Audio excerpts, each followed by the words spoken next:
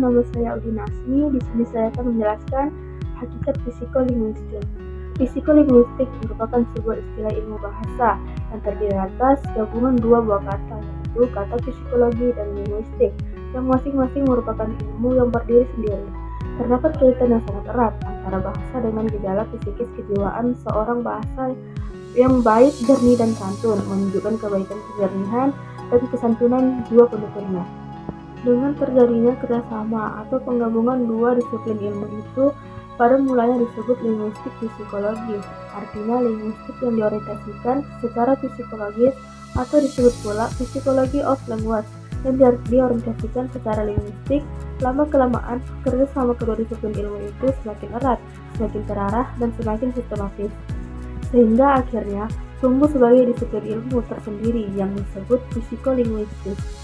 Psikolinguistik adalah kajian ilmu yang mencoba menguraikan proses-proses psikologi yang terjadi ketika seseorang berbahasa atau melontarkan sebuah kalimat dan memahami kalimat-kalimat yang didengarnya pada waktu berkomunikasi, serta sebagaimana bahasa itu diperoleh manusia. Sejarah psikolinguistik. Lahirnya psikolinguistik sebagai sebuah disiplin ilmu semula dirintis oleh ahli-ahli linguis yang berminat dalam psikologi dan ahli-ahli psikologi yang berminat dalam linguistik. Para linguis memandang bahasa sebagai objek kajian linguistik, dan para psikolog memandang berbahasa sebagai salah satu objek kajian psikologi. Kedua objek kajian itu, yaitu bahasa dan berbahasa, tidak mungkin dipisahkan meskipun bisa saja dibedakan. Pada abad yang silam terdapat dua aliran yang saling bertentangan yang sangat mempengaruhi perkembangan linguistik dan psikologi. Aliran tersebut adalah aliran empirisme dan aliran rasionalisme. Aliran empirisme erat hubungannya dengan psikologi asosiasi.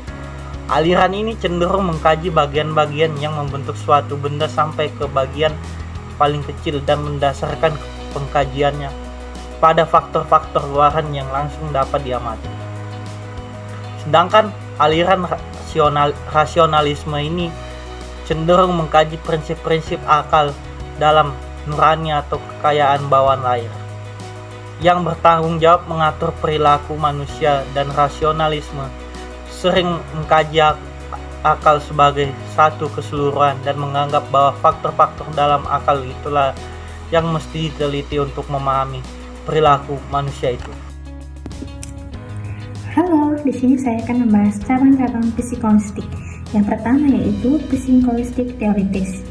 Psikolinguistik teoritis merupakan subdisiplin psikolinguistik yang diorientasikan untuk membahas hal-hal yang berkaitan dengan teori bahasa, misalnya hakikat bahasa, ciri bahasa manusia, struktur bahasa, teori kompetensi, dan performansi. Teori Lang dan Parel, prinsip kerjasama dengan percakapan, prinsip kesatuan berbahasa, kompetensi pragmatik, fungsi komunikatif, implikator, dan eksplikator. Yang kedua yaitu psikolinguistik perkembangan.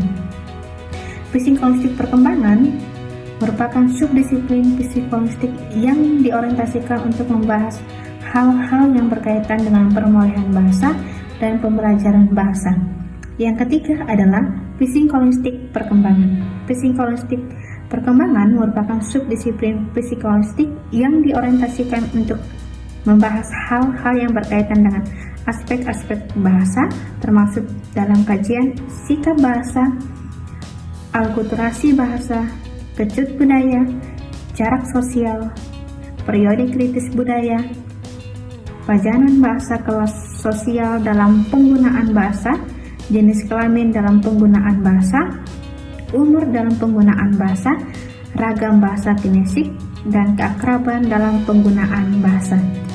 Selanjutnya, yang keempat adalah psikolinguistik pendidikan. Subdisiplin linguistik yang diorientasikan untuk membahas hal-hal yang berkaitan dengan aspek-aspek pendidikan secara umum, termasuk dalam hal ini peran bahasa pengajaran dan peningkatan kemampuan berbahasa atau menyimak, berbicara, dan membaca dan menulis siswa. Selanjutnya yang kelima adalah neuropsikolinguistik. Neuropsikolinguistik merupakan subdisiplin psikolinguistik yang diorientasikan untuk membahas hal-hal yang berkaitan dengan hubungan bahasa dan otak manusia. Selanjutnya yang keenam adalah psikolinguistik eksperimental.